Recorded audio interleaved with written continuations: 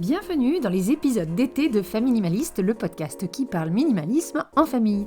Je compte bien profiter de mes vacances en famille, mais c'est sans vous oublier mes fidèles auditeurs. Pendant ces quelques semaines, je vous propose 2 épisodes bonus par semaine, plus courts que d'habitude et sans invité, pour vous aider à continuer votre réflexion sur le minimalisme tout en profitant de vos vacances. Et bien sûr, en description, vous trouverez toujours les fiches méthodes et les différentes manières d'entrer en contact avec moi. Bonne écoute et bonnes vacances si vous avez la chance d'en prendre.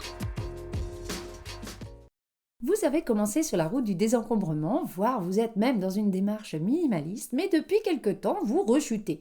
Les circonstances, votre état de santé, l'arrivée d'un enfant, la dépendance récente d'un parent, bref, des choses ont changé dans votre vie et vous avez l'impression de ne plus avancer, voire de faire un retour en arrière. Voici donc quelques conseils pour remettre un petit peu d'huile dans la machine et repartir sur de bonnes bases. Identifiez ce qui vous donne l'impression de stagner ou même de retourner en arrière. Le problème vient-il de vos achats, c'est-à-dire que vous avez tendance à consommer plus qu'il ne le faudrait, peut-être de manière plus impulsive ou moins réfléchie, peut-être parce que vous avez plus de moyens maintenant qu'au début de votre démarche, ou bien est-ce que vous avez plutôt un problème, non pas d'achat, mais d'accumulation ? On sait que sans les acheter, les choses rentrent chez nous. J'en ai fait tout un épisode d'ailleurs que je vous invite à écouter, je mettrai le lien en bio. Que ce soit des échantillons, des cadeaux, de la paperasse, des accessoires en trop livrés avec les achats, même en achetant que très peu, on accumule. On garde les vêtements des enfants trop petits, les jeux auxquels ils ne jouent plus, par exemple. Peut-être que vous avez hérité et d'un coup la maison déborde à nouveau, ou bien vous avez emménagé avec une personne pas du tout minimaliste et vous avez un peu lâché l'affaire. Identifier le problème et les raisons qui se cachent derrière ce problème est déjà un bon moyen de se remettre sur pied et dans le droit chemin.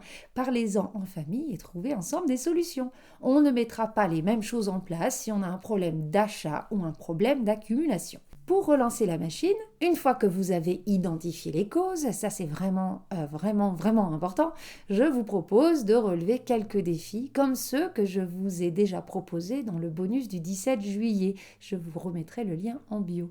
Ils sont faciles à faire si vous êtes déjà minimaliste ou si vous avez déjà fait du tri chez vous et devraient vous aider à retrouver de la motivation si c'est la motivation qui vous manque. Vous pouvez aussi télécharger ma liste de tri gratuite qui vous guide pièce par pièce sur ce que vous pouvez garder, donner ou jeter. Les liens sont en description. Le plus important pour moi est de ne pas comparer vos pratiques d'hier à celles d'aujourd'hui. Votre essentiel a peut-être et même sûrement évolué. Vous avez peut-être plus de choses chez vous maintenant, mais c'est néanmoins votre essentiel. Ne vous arrêtez pas au nombre d'objets en soi. Le minimalisme, c'est beaucoup plus que cela. La vie fait que notre essentiel varie selon les périodes de nos vies. Fiez-vous à votre instinct. Si vous vous sentez bien chez vous, mais que vous en avez un peu plus qu'avant, est-ce que c'est bien grave si tous ces objets sont choisis, ont leur place, ont un sens et ne vous coûtent pas plus en temps ou en énergie qu'ils ne vous en procurent. Je rencontre souvent des gens qui me disent « j'étais minimaliste beaucoup plus extrême avant ». Pour moi, en fait, rien n'a changé. C'est pas qu'on était extrême, c'est que nos circonstances de vie faisaient que, de facto, on avait besoin de beaucoup moins de choses.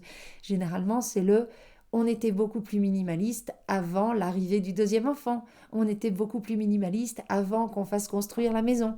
Toutes ces choses-là sont normales. Quand on a une maison, par exemple, eh bien, on doit s'en occuper. On a peut-être des travaux à faire. Donc oui, il y a des objets qu'on n'avait pas avant chez nous et qu'on a maintenant, comme par exemple plein d'outils de bricolage.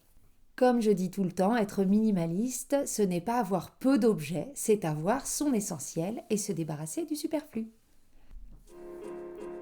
Voici pour l'épisode du jour, j'espère qu'il vous aura aidé à vous déculpabiliser un petit peu si vous avez l'impression d'être revenu en arrière et qui vous donnera quelques pistes à explorer pour vous remettre dans le bain.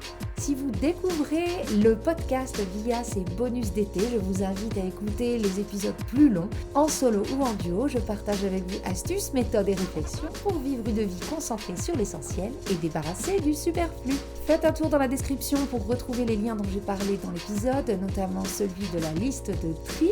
Merci encore pour vos écoutes de plus en plus nombreuses, vos cœurs, vos étoiles et vos commentaires sur les plateformes d'écoute. C'est la meilleure manière de soutenir mon travail. Ça, vos écoutes et le partage avec vos proches. Je vous dis à très bientôt Et en attendant, n'oubliez pas, vivre avec moins, même en vacances, c'est vivre avec mieux.